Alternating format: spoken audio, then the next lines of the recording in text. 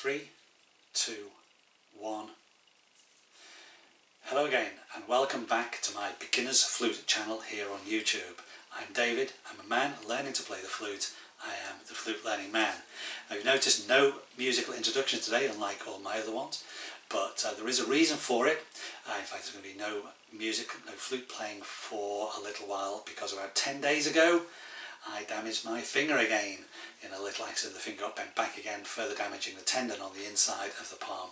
So that happened about 10 days ago. I think we've got about another week to go before I can start playing. It's just too painful at the moment to play. So what I thought I'd do today was to address a question I was asked recently by a friend of mine who is not musical, doesn't play an instrument, doesn't know the history of music, and it's a fair question: who invented the flute?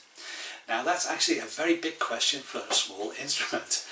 And to start, I suppose, to begin with, it depends how you define a flute, because in reality flutes have been used by mankind for as long as mankind has existed.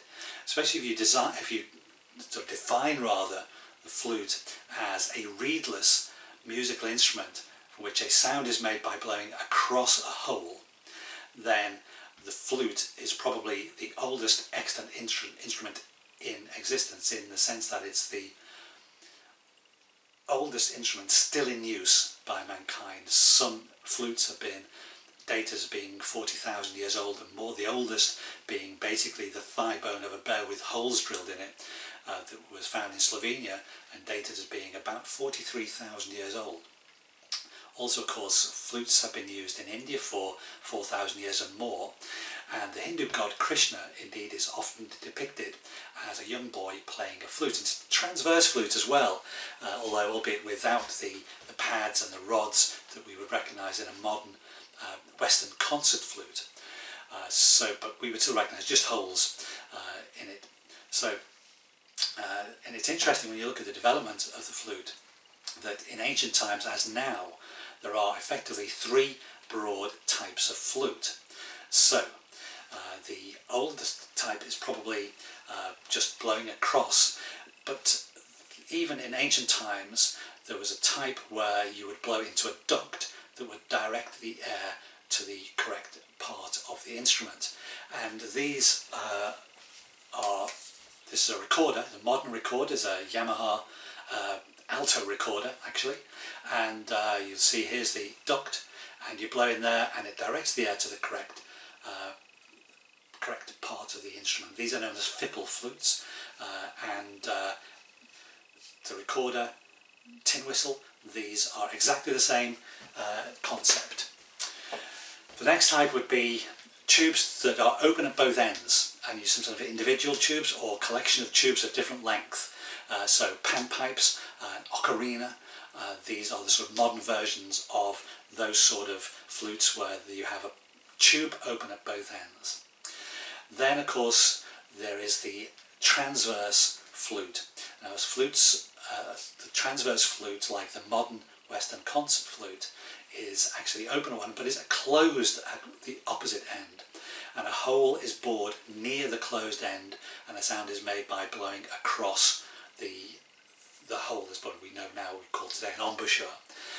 And those three types of flute, which existed in ancient times, still exist today. So that's fine and all well and good and fascinating, but how did this instrument that we call the modern Western concert flutes, what we refer to, here's my flute, this is a Yamaha student flute, and it's a Western concert flute, the same in concept as all other flutes, with pads and rods, closed at one end, open at the other, with an embouchure that is blown across. So how did that appear and how did that develop? Well, you have to go back not an awful long way, simply to medieval times. And in medieval times, in Europe especially, in the West, the transverse flute was not really used and not much in favour. The recorder was very much the favoured instrument at that time. The transverse flute journeyed from the East into Europe, specifically into France and Germany, where in fact it was known as the German flute. Now during the Baroque era, this flute with the holes of transverse Eastern flutes was developed into an instrument that became called the traverso, and the bore was altered, to give it a more penetrating sound and a wider range than in the Eastern flute. So the traverso became developed during the Baroque era, and a lot of the original music that we still play today, that I still play today from the Baroque era, was written for, rather than the instrument we currently call the flute, but actually for the traverso. And it was this instrument, the traverso, that was taken by a German inventor and musician called Theobald Bohm. And over a 15-year period between 1832 to 1847, he developed the modern Western concert flute. And he added the keys, the rods, and indeed the fingering that we use today. He also altered the bore slightly, again, to give a greater tone and range quality, especially in a lower range. But basically, the instrument that we use, the Western concert flute that we use today, would be recognised. And if I picked up again my Yamaha student flute and showed it to Theobald Bohm, if he came into this room, he would recognise it immediately as the flute that he developed. So, in simple terms, in a simple answer to my friend who invented the flute, a very good question. In simple terms, the flute has been in use by humankind for as long as humankind has existed, but the Western concert flute that we recognise today was developed by a German inventor called Theobald Bohm in the early to mid 19th century.